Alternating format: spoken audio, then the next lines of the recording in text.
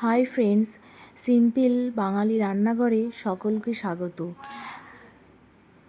সামনেই পুজো আসছে, তাই পারফেক্ট মেজারমেন্টের সাহায্যে কিভাবে আমরা নারকেল নাড়ু বানাবো সেটাই আজ শেয়ার করব। এখানে আমি 4টে মতো নারকেল নিয়ে নিয়েছি।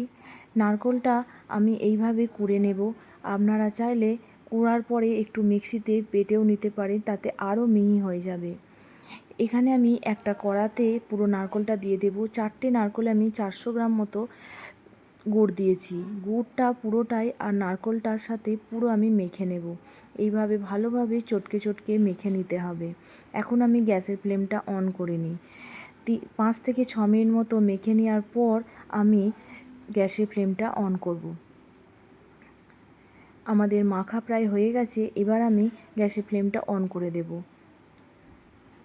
গ্যাসের ফ্লেমটা অন করার পর প্রায় 40 থেকে 45 মিনিট মতো চামচ চালাতে থাকতে হবে। গ্যাসের ফ্লেমটা জোরেই দিতে হবে, কিন্তু চামচ চালানো বন্ধ করলে হবে না। বন্ধ করলেই নিচেটা ধরে যাবে। এইভাবে যখন আমাদের পুরো জল শুকিয়ে যাবে আর নারকেলটা কালার চেঞ্জ হয়ে যাবে, তখন আমরা গ্যাস থেকে নামিয়ে আরও 15 মিনিট নারকেল নাড়ুটা নাড়তে থাকবো। তবেই আমাদের গোলের শেপটা ভালোভাবে হবে। একদম নারকেলের যে তেলটা আছে সেটা অটোমেটিক বেরিয়ে আসবে। এবার আমি হালকা ঠান্ডা করে গরম গরম অবস্থাতেই গোল গোল করে নেব।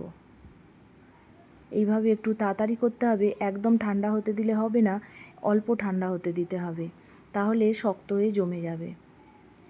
এরকম আরও রেসিপি পেতে হলে আমার চ্যানেলটা অবশ্যই সাবস্ক্রাইব করুন। Thanks for watching.